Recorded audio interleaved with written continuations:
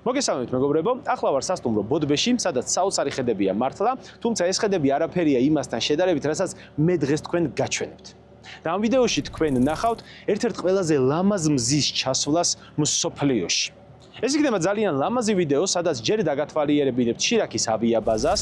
ეს არის ავიაბაზა, რომელიც 2 წლის წინ მე გამოვიყენე ჩემს გადაღებებში. მაშინ ბევრს მოგეწონათ ეს ადგილი და დაგაინტერესათ ამ ავიაბაზის შესახებ. ამ ვიდეოში მოტოციკლეტით მოვივლი ამ ავიაბაზას, პოვკამერით გაჩვენებთ როგორია იქაურობა და ვნახავთ ყველაზე ლამაზ მზის ჩასვლას, რომელიც ალბათ ამ დედამიწაზე ხდება. ამ მზის ჩასვლის ნახვა მხოლოდ მაისის დასაწყისში შეიძლება ხოლმე, იმიტომ რომ ეს არის დრო, როდესაც ნარგავები ყვავის და მზის ჩასვლისას საერთოდ სხვა ფერი ედება ყველაფერს იქ და რაღაც ზღაპარია. მოკლედ მაგას ნახავთ რა. კარგი, ახლა მოვემზადები უკვე მე გასასვლელად და გავუყვეთ გზას შირაქისკენ.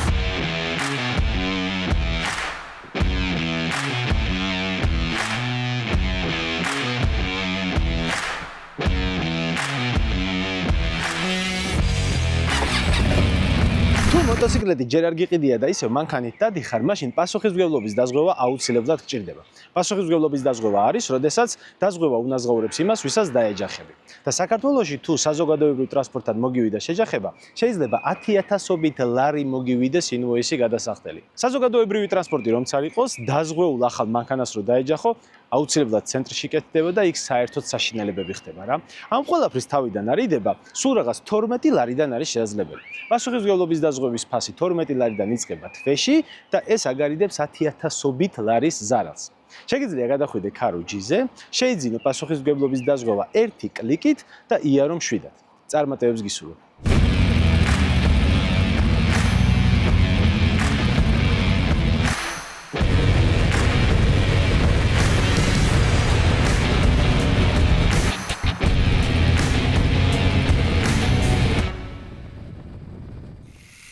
შირაქის დიდი ავიაბაზა 1950 წელს აშენდა. ლეგენდის მიხედვით, მისი აშენების ინიციატორი გენერალ-ლეიტენანტი ვლადიმირ ნანეიშვილი იყო, რომელსაც ერთ დღეს თელავის აეროდრომიდან აფრენის შემდეგ ავარიული დაჯდომის გახორციელება მოუწია შირაქის მდელოს მიდამოებში. მაშინ ვლადიმირს იმდენად მოწონებია ეს ადგილი, რომ მოსკოვში ყველაფერი გაუკეთებია, რომ აქ ავიაბაზა აშენებულიყო. თავდაპირველად აეროდრომს ბეტონის საფარი არ ჰქონდა. აქ მიწის და ბალახის საფარი იყო, რომელიც მაშინდელი პროპელერიანი თვითმფრინავებისთვის დიდ პრობლემას არ წარმოადგენდა. მოგვიანებით კი ტექნიკა განაახლეს, ავიაგამანადგურებლები შემოიყვანეს, რომელსაც უკვე რეაქტიული ძრავები ჰქონდა და მათთვის დაიგო ბეტონი და მოიწყო 30-მდე სანგარი. შირაქის ავიაბაზა სტრატეგიული დანიშნულება ჰქონდა.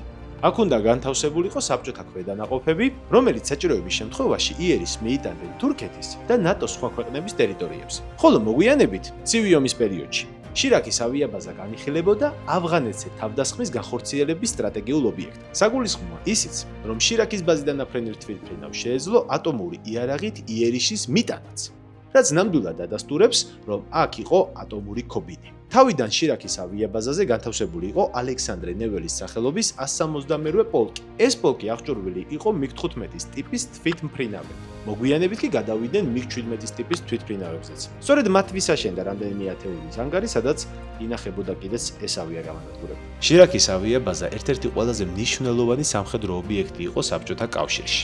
ის ესაზღვრებოდა ნატოს წევრ ქვეყანას. საჰაერო მანძილი შირაქის ავიაბაზიდან თურქეთის საზღვრამდე სულ 250 კილომეტრი იყო. 1978 წლიდან ბაზაზე შემოიყვანეს Su-17 M3-ის მოდელის გამანადგურებლები. სწორედ ეს Su-17 ტიპის გამანადგურებელია მორჩენილი დღემდე შირაქის ავიაბაზაზე, რომელიც გადაიქცა კიდეც აქაურობის სავიზიტო ბარათად. იმის გამო, რომ შირაქის ავიაბაზა ასეთი მნიშვნელობისა იყო, მას მიენიჭა საიდუმლო ობიექტის სტატუსი და შემოსაზღვრული იყო მავთულ ხლართებით. გაძლიერებული დაცვის ქვეშ იმყოფებოდა 24 შვიდზე და ამბობდნენ, რომ აქ მთლიანი ბაზის ქვემოთ არის გვირაბების ურთულესი სისტემა, რომელიც საბრძოლო მოქმედებების დროს დიდ უპირატესობას მიენიჭებდა ბაზაზე განთავსებულ მებრძოლებს. 1991 წელს საბჭოთა კავშირის დაშლასთან ერთად შირაქის ბაზიდან გავიდნენ საბჭოთა სამხედრო ძალები. გაიტანეს ყველაფერი, რის იწაღებაც შეეძლოთ და რაც ვერ წაიღეს, გაანადგურეს. მას შემდეგ ავიაბაზა გამოუყენებელია. მოგვიანებით კი მოსახლეობას საშუალება მიცეს, რომ საძოვრებად გამოიყენებინათ მიგრები, დაეთესათ სხვადასხვა საკვებად გამოსაყენებელი ნარგავები და მოსავლის შესანახად გამოიყენებინათ ანგრევი. დღეს ბაზაზე შემორჩენილია მხოლოდ ნანგრევები, ანგრები, პილოტის თავმომტრეული ძეგლი და 2.5 კილომეტრიანი ასაფრენი ბილიკი, რომელიც ისეთ მდგომარეობაშია, რომ თვითმფრინავის მიღება დღესაც შეუძლია. ბაზას ყავს დაცვა, რომლის მოვალეობაც არის, რომ ბაზა შეინარჩუნოს საბრძოლო მდგომარეობაში. ეს კი გულისხმობს, რომ საბრძოლო მოქმედებების დროს ბაზაზე შესაძლებელი უნდა იყოს თვითმფრინავის დაფრენა და აფრენა. ბოლოს ამ ბაზაზე საბრძოლო მოქმედებები 2008 წელს მოხდა, როდესაც რუსეთ-საქართველოს ომის დროს შირაკის ავიაბაზა დაიბო. ეს ალბათ ერთ-ერთი ყველაზე საინტერესო ადგილია, რომელიც საქართველოში არსებობს და რომელსაც აუცილებლად უნდა ესტუმროთ. ოღონდ ძალიან ფრთხილად იყავით, რადგან აქ ბინადრობს უამრავი გიურზა და სხვა შხამიანი გველები, რომელთან კონტაქტით შეიძლება რომ ფატალურად დასრულდეს. ამისთვის ყველაზე არასასურველი პერიოდი მაისის დასაწყისია, როდესაც ეს შხამიანი გველები გარეთ გამოდიან. გამოიცანით ვინ მიდის 4 მაისს მოტოციკლეთით აქ საკატაოდ?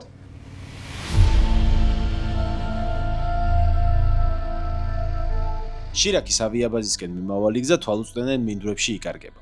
თითქმის 40 წუთი ისე მიდიხარ, რომ შეიძლება ვერც ერთი მანქანა ვერ შეგხვდეს. გარშემო მხოლოდ ნარგავებია, ხოლო მათ შორის დროდადრო ტექნიკისგან დარჩენილი კვალი მოჩანს.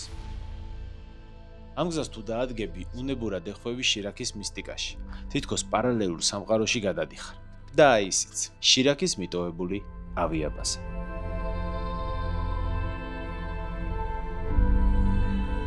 აქ პირველივე ნაბიჯიდან ხვდები, რომ განსაკუთრებულ ადგილას ხარ. სივრცეში, რომელიც თითქოს იმისთვის შეიქმნა, რომ სამყარო შეეცვალა, მაგრამ საბოლოოდ რომ თავად შეცვალა. უზარმაზარი 800 ჰექტარზე გადაშლილი სამხედრო კომპლექსი მოიცავს ავიაბაზას და სამხედრო ქალაქს, სადაც ოდესღაც ცხოვრობდნენ სამხედროების ოჯახები. იყო საცხოვრებელი ბინები, სკოლები, ბაღები, ბარები, რესტორნები და თქვენ წარმოიდგინეთ სათამაშო მოედნებიც. სამხედრო ქალაქში შესვლისთანავე გვხვდება საცხოვრებელი სახლები, სადაც ოდესღაც ბავშვების სიცილკისკისი ისმება. ახლა კი მხოლოდ ქარის ყმუილი ისმის სადარბაზოებსა და ცარიელ ფანჯრებში. სამხედრო ქალაქი ბაზიდან მოშორებით იყო აშენებული. ალბათ იმიტომ, რომ აქ მცხოვრები გენერატორებისა და ძრავების ხმაურს არ შეეწუხებიან. ამ ქალაქიდან ავიაბაზამდე მიდიოდა მოასფალტებული გზა, რომლისგანაც ახლა ბევრი არაფერი დარჩა. ბაზის შესასვლელში დახვდება ყოფილი საკონტროლო პუნქტი. ეს კი უშუალოდ ავიაბაზა. ჩამოსვლისთანავე გადავწყვიტე, რომ სადმე მომხმარებულ ადგილას დამეტოვებინა ჩემი ნივთები. აუტანლად ცხელოდა და მოტოს ქურთუკის ტარება შეუძლებელი გახდა. ჩამოვედი და ეხლა ველოდები მზის ჩასვლას. ჭრდილში ვარ, ერთ-ერთი ანგარის ჭრდილში, რომელიც სხვათა შორის ღია შედარებით. შესვლა ვცადე, მაგრამ ვერ შევეტიე. მონავი ბობღოში და დამეზარა. მაგრამ ჩანს ყველაფერი რა. ჰუ! ეკოც არის. სხვათა შორის აქ ამბობენ, რომ აქ არის ბირთვული ქობინიც. არ ვიცი რამდენად სიმართლეა. ადამიანს უყვართ ხოლმე რაღაცების გაზვიადება, მაგრამ არ გამოურიცხავ რომ იყოს, იმიტომ რომ საბჭოთა კავშირის ხელში რა ვიცი. არ გამიკვირდებოდა რომ ბავშვებისთვის სათამაშოდ მიეცათ გამდიდრებული ურანი. ხო და ეხლა ველოდები მზის ჩასვლას და როგორც კი მზე შედარებით ჩავა, გაჩვენებთ იმ სილამაზეს, რისთვისაც ამდენი ვიმგზავრე. უი ხო, მოდი დავათვალიეროთ აქაურობა.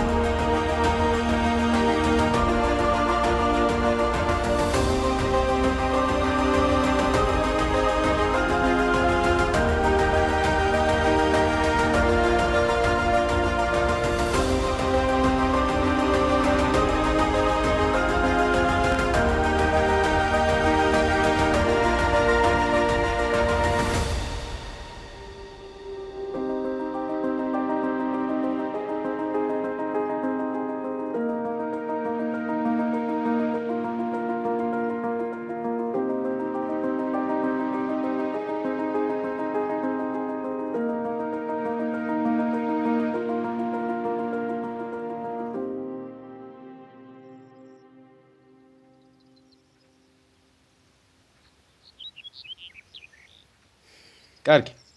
მზად ხართ ნახოთ რისთვის ვიმგზავრე 3 საათი?